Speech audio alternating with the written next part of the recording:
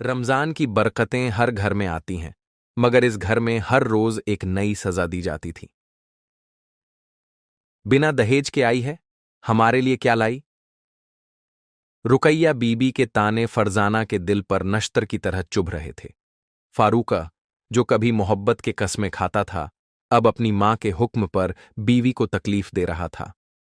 मगर कब तक? क्या रमजान में की गई ये बेरहमी अल्लाह की अदालत में बिना हिसाब जाएगी, या फिर कोई करिश्मा इस जालिम सास को सबक सिखाएगा? जानने के लिए वीडियो को पूरा देखिए और उससे पहले हमारे चैनल को सब्सक्राइब कर दो। चलो शुरू करते हैं।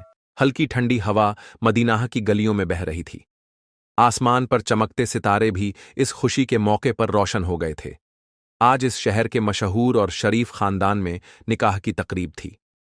फरजाना का निकाह फारूकहान से हो रहा था, एक नेक, शरीफ और खुददार नौजवान जिसने खुले अल्फाज में ऐलान किया था कि उसे दहेज की कोई जरूरत नहीं। हम बस नेक बीवी चाहते हैं, दौलत और सोने चांदी की कोई चाहत नहीं। निकाह से पहले ही फारूका ने फरजाना के घर वालों को यकीन दिला दिया था। फरजाना के वालिद गरीब थे, मगर इज्जतदार थे। जब फारूका ने दहेज का इनकार किया तो उनके दिल को सुकून मिला। फरजाना भी खुश थी कि उसे एक नेक इंसान का साथ नसीब हुआ है। निकाह की रस्में पूरी हुईं। घर में दुआओं और मुबारकबाद की सदाएं गूंज उठीं। फरजाना की आंखों में उम्मीदें थीं और फारूका के दिल में उसकी हिफाजत करने का वादा। शादी के कुछ दिन बहुत हसीन गुजरे, मगर जैसे ही फरजाना अपने ससुराल में ढलने लगी, उसकी सास रुकैया बीबी का असली चेहरा सामने आने लगा। हाय, कैसी बहू लेकर आया मेरा बेटा! न कोई दहेज, न गहने, न ही कीमती कपड़े। ऐसी बेकार लड़की के साथ फारूका का क्या भला होगा? रुकैया बीबी ने अपनी ननद से कहा। धीरे धीरे ये ताने रोजमर्रा की बात बन गईं। तू अपने बाप के घर से क्या लाई? खाली हाथ आई और अब हमारे घर की रानी बनी बैठी है। फरजाना के दिल को ये बातें चीड़ देतीं, मगर वो सब्र करती। फारूका समझदार और शरीफ मर्द था, मगर मां का बहुत फरमाबरदार भी था। रुकैया बीबी ने बड़े प्यार से अपने बेटे के जहन में ये बात बिठानी शुरू कर दी कि तुम्हारी बीवी गरीब है, ये तुम्हारी तरक्की में रुकावट बनेगी। धीरे धीरे फारूका भी मां की बातों में आने लगा। फरजाना जब भी कुछ कहती, सास उसे ताने देती, नौकरों से भी बुरा सलूक करती और घर में उसे सबसे कमतर बना दिया गया। तू कोई हूर नहीं जो मेरा बेटा तुझ पर फिदा हो जाए। अगर तूने मेरे बेटे को काबू में करने की कोशिश की तो अच्छा नहीं होगा। एक दिन जब फारूका घर आया तो रुकैया बीबी ने रोते हुए उसे अपना झूठा दर्द सुनाया। बेटा, ये लड़की हमें जहन्नुम बना रही है। हमारे घर में बरकत खत्म हो गई है। जब से ये आई है कोई खुशी नहीं। अगर इसने दहेज लाया होता तो हम भी शानो शौकत से रहते। फारूका चुपचाप बैठा रहा, मगर उसकी आंखों में शक और गुस्से की परछाइयां थीं। रात के वक्त जब फरजाना ने उसे प्यार से बात करनी चाही तो उसने ठंडी आवाज में कहा, अगर तुम दहेज लेकर आती तो क्या चला जाता तुम्हारा? ये सुनते ही फरजाना का दिल बैठ गया। आप भी यही सोचते हैं? मां सही कह रही हैं। हमारी जिंदगी कितनी मुश्किल हो गई है। मेरी अम्मी को हर रोज मोहल्ले की औरतें ताने देती हैं कि उनकी बहू दहेज के बिना आई है। फरजाना के चेहरे का रंग उड़ गया। मुझे यकीन नहीं हो रहा कि आप भी ऐसा सोच सकते हैं। जो सही है वही कह रहा हूं, फारूका ने बेरुखी से कहा और करवट बदल ली। अब रुकैया बीबी की साजिशें खुलकर सामने आने लगीं। फरजाना पर घर का हर बोझ डाल दिया गया। उसे सुबह फज्र से पहले उठना पड़ता, पूरे घर की सफाई करनी पड़ती, खाना बनाना पड़ता और फिर भी हर चीज में नुक्स निकाल दिया जाता। अभी भी वक्त है। अपने मायके वालों से कहो कि कुछ सोने चांदी के जेवर और नकद रुपए भेज दें। तुम्हें भी इज्जत मिलेगी और हमें भी राहत मिलेगी। रुकैया बीबी की आवाज कानों में नश्तर की तरह गड़ गई। मेरे वालिद गरीब हैं, वो कहां से देंगे? तो फिर तू भी इस घर में चैन से नहीं रह पाएगी। फरजाना की जिंदगी अंधेरे में डूबती जा रही थी। एक दिन रुकैया बीबी ने फारूका से कहा, बेटा, मैंने तुम्हारे लिए एक नई बहू पसंद कर ली है। बड़ी अमीर लड़की है, पूरे घर को सोने से भर देगी। तू बस एक बार हां कर दे। फारूका परेशान हो गया। अम्मी, मैं फरजाना को तलाक नहीं दे सकता। तो क्या करोगे? सारी उम्र इसी फटेहाल लड़की के साथ बिताओगे? फारूका गहरी सोच में पड़ गया। दूसरी तरफ फरजाना को इन साजिशों की भनक लग चुकी थी। या अल्लाह, मेरी मदद कर। उसने रात के अंधेरे में सजदा कर लिया। फरजाना पर बढ़ते जुल्म, फारूक की बेरुखी और दूसरी शादी की तैयारी, इन सब के बीच उसकी जिंदगी के फैसले उलझ गए थे। क्या फारूक अपनी बीवी के साथ खड़ा होगा या मां की बातों में आकर दूसरी शादी कर लेगा? क्या फरजाना इस जुल्म से बच पाएगी या उसे बेघर कर दिया जाएगा? रात का सन्नाटा था। आसमान पर हल्का सा चांद चमक रहा था, मगर फरजाना के दिल में सिर्फ अंधेरा था। उसे समझ नहीं आ रहा था कि वो अपनी तकदीर को कैसे संभाले। घर में हर तरफ उसके खिलाफ साजिशें हो रही थीं और वो अकेली थी, बिल्कुल तन्हा। नमाज पढ़ते हुए उसकी आंखों से आंसू गिर रहे थे। सजदे में गिरी, हाथ उठाए हुए वो बस एक ही दुआ कर रही थी, या अल्लाह, मुझे सब्र दे, मुझे हिम्मत दे। अगर तू मेरे साथ है तो कोई मुझे नहीं तोड़ सकता। लेकिन उसकी दुआ कबूल होती उससे पहले ही एक और मुश्किल उसका इंतजार कर रही थी। सुबह जब फरजाना सोकर उठी तो किचन में बर्तन पटकने की आवाजें आ रही थीं। वो भाग कर गई तो देखा कि रुकैया बीबी गुस्से में बर्तन इधर उधर फेंक रही थीं। ये क्या हो रहा है अम्मी? फरजाना ने हिम्मत करके पूछा। पूछती क्या है? तेरा मनहूस कदम इस घर में क्या पड़ा? तबाही आ गई, घर में बरकत खत्म हो गई है। तेरा दहेज ना लाना हमारी सबसे बड़ी बदनसीबी है। फरजाना ने चुपचाप सिर झुका लिया। उसे अब आदत हो गई थी हर रोज के इन तानों की। आज आखिरी बार कह रही हूं, अपने मायके फोन कर, अपने अब्बू से कह कि वो पैसे भेज दें। अम्मी, मेरे अब्बू पहले ही बहुत गरीब हैं, वो इतनी बड़ी रकम कहां से लाएंगे? तो फिर तैयार हो जा इस घर से निकलने के लिए, रुकैया बीबी ने तीखे अंदाज में कहा। रुकैया बीबी ने फारूक के दिमाग में धीरे धीरे झार भर दिया था। अब वो भी अपनी बीवी से कटा कटा सा रहने लगा था। पहले वो बहुत प्यार करता था, लेकिन अब उससे बात करना भी पसंद नहीं करता था। रात को जब फरजाना उसके पास आई तो डरते डरते बोली, आपको यकीन है कि मैं इस घर के लिए मनहूस हूं? फारूका ने एक लंबी सांस ली, फिर धीरे से कहा, नहीं, ऐसा नहीं है। मगर अम्मी जो कहती हैं वो गलत भी नहीं। हमारी इज्जत इस मोहल्ले में खराब हो रही है। सबको यही लगता है कि मैंने गरीब घर की लड़की से शादी करके गलती कर दी। फरजाना के दिल को बहुत ठेस पहुंची। अगर आपके लिए इज्जत का मतलब सिर्फ दौलत है तो फिर हमारी शादी का क्या मतलब था? फारूकर ने कोई जवाब नहीं दिया। रुकैया बीबी ने फारूका के लिए एक नई लड़की तलाश कर ली थी। नसीमा, बेटा, ये लड़की बहुत अमीर घर की है। अगर तू इससे शादी कर ले तो हमारा घर भी दौलत से भर जाएगा। फारूका थोड़ा हिचकिचाया। लेकिन अम्मी, फरजाना का क्या होगा? अरे, उसे तलाक दे दे। जब दहेज नहीं लाई तो इसे रखने का क्या फायदा? फारूका सोच में पड़ गया। वो जानता था कि फरजाना अच्छी लड़की है, मगर मां के जोर देने पर वो भी नसीमा से शादी के लिए तैयार होने लगा।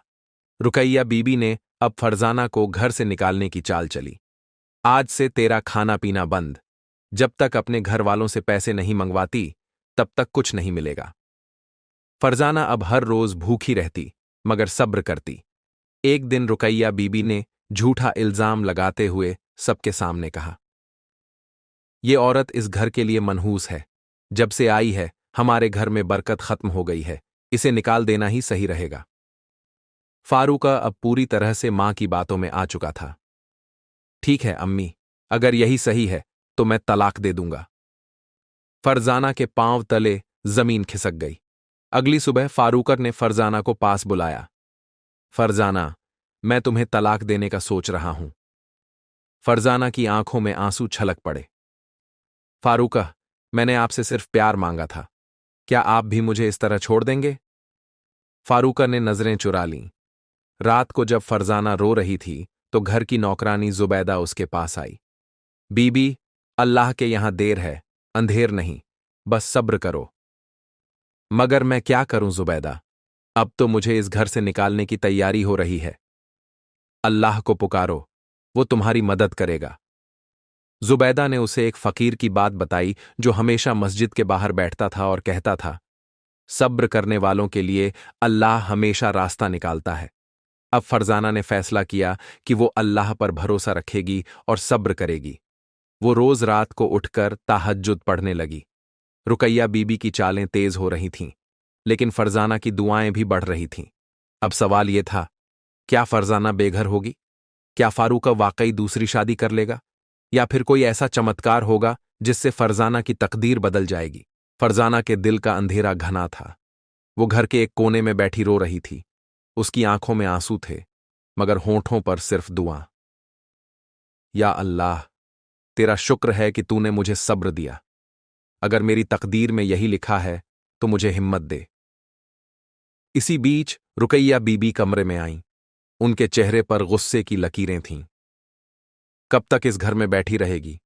फारूका अब दूसरी शादी करने वाला है और तुझे जल्द ही यहां से निकलना होगा। फरजाना ने आंसू पोंछ लिए। अम्मी, क्या आपको अल्लाह का डर नहीं लगता? क्या मैं आपकी बहू नहीं? तू मेरी बहू थी, मगर अब नहीं रहेगी, रुकैया बीबी ने ठंडे लहजे में कहा। रुकैया बीबी के दिमाग में एक नई चाल थी। उन्होंने फारूक से कहा, बेटा, आज ही इसे तलाक दे दो।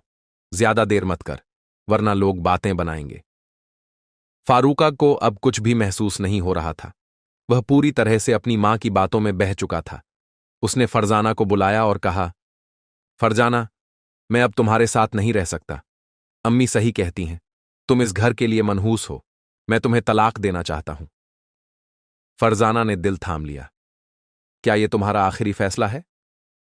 हां। फरजाना के पांव लड़खड़ा गए। उसके लिए यह सब कुछ एक बुरे ख्वाब जैसा था। रात के आखिरी पहर में फरजाना ने रोते हुए तहज्जुद की नमाज पढ़ी। या अल्लाह, अगर मेरा कोई कसूर है तो मुझे माफ कर दे, लेकिन अगर मैं बेगुनाह हूं तो मुझे इंसाफ दिला। उसी रात फारूका ने एक अजीब ख्वाब देखा।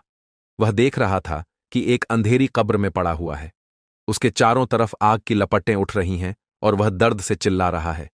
तभी एक नूरानी शक्ल का बुजुर्ग वहां आता है और कहता है, औरत पर जुल्म करने वाले की जगह यही होती है। फारूका अचानक जाग गया।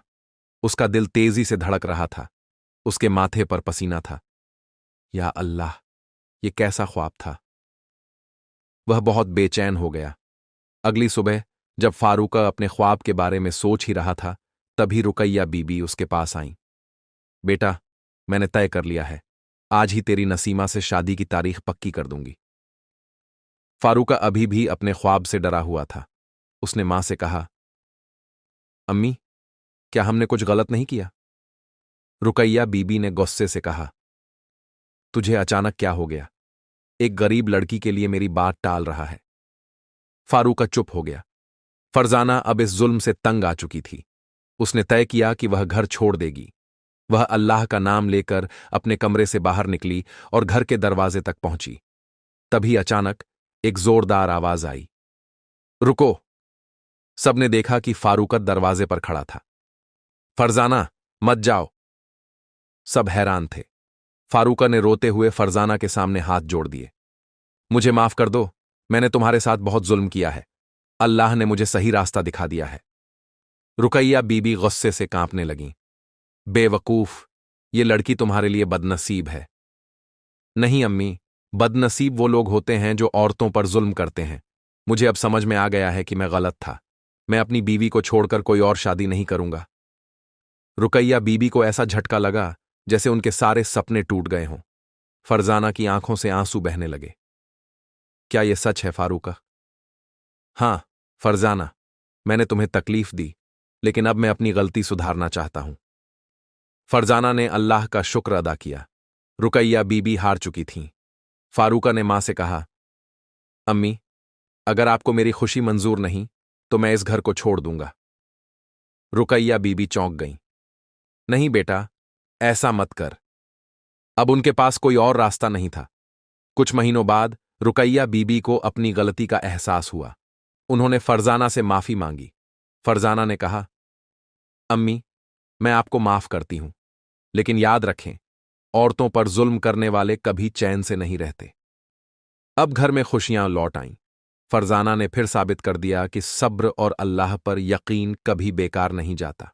फारूका की बातों ने रुकैया बीबी के दिल को झकझोर तो दिया था, लेकिन उनका अहंकार अभी भी जिंदा था। वे अपने कमरे में बैठी थीं, गहरी सोच में डूबी हुईं। कैसे हो सकता है कि मेरा बेटा मेरी बात टाल दे?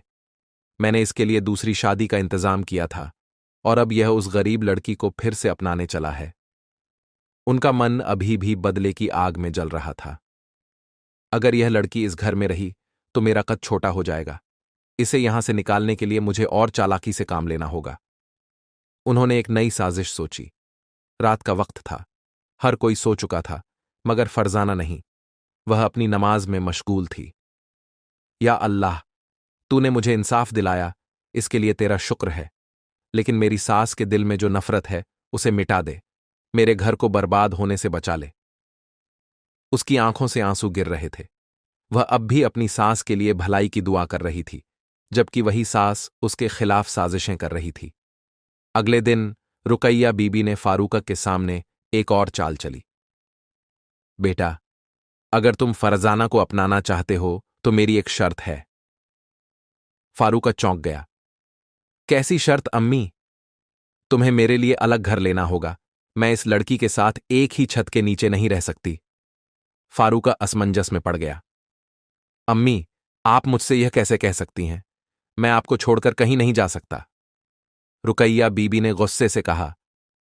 तो फिर इस लड़की को ही निकाल दो। फारूका चुप हो गया। वह अब तक अपनी मां की बात नहीं टाल सका था। शाम को फारूका ने फरजाना को बुलाया। फरजाना, अम्मी की यह शर्त है कि या तो हम इस घर को छोड़ दें या फिर। फरजाना ने उसकी बात पूरी होने से पहले ही कह दिया, या फिर मैं इस घर से चली जाऊं।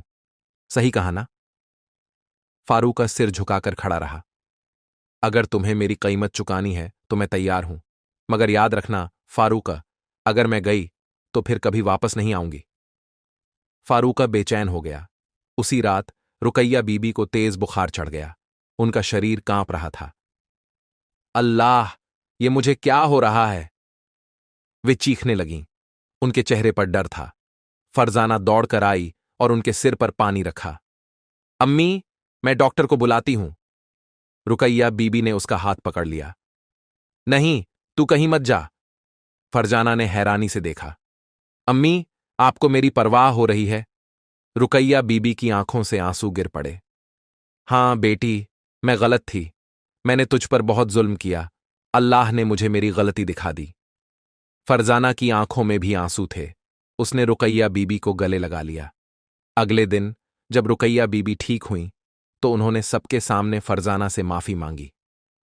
बेटा, तूने बहुत तकलीफ सही, लेकिन तूने हमेशा मेरे लिए दुआ की।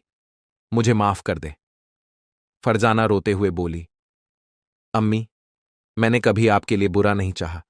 मैं आपको दिल से माफ करती हूं। घर में एक नई रोशनी आई थी। अब नफरत की जगह मोहब्बत थी, और रुकैया बीबी भी फरजाना को अपनी बेटी मानने लगी थीं। फरजाना के सब्र ने उसे जीत दिलाई। कुछ महीनों बाद अल्लाह ने उन्हें एक बेटे की खुशी दी। अब रुकैया बीबी फरजाना को अपनी असली बेटी की तरह चाहने लगी थीं। फारूका ने भी सबक सीख लिया था कि मां की इज्जत जरूरी है, मगर बीवी पर जुल्म करके नहीं। फरजाना की गोद में एक नन्हा फूल मुस्कुरा रहा था। उसकी आंखों से खुशी के आंसू बह रहे थे। फारूका अपने बेटे को गोद में उठाकर प्यार कर रहा था। रुकैया बीबी, जो कभी फरजाना से नफरत करती थीं, अब उसके पास बैठी थीं और उसका सिर सहला रही थीं। बेटा, मैंने तुझ पर जो जुल्म किए, उनका अजाब मुझे मिल गया था, मगर तूने फिर भी मुझे माफ कर दिया। अब मैं अपने पोते की परवरिश खुद करूंगी। फरजाना ने उनकी ओर देखा और दिल से दुआ दी। अम्मी, अल्लाह आपको सेहत और लंबी उम्र दे।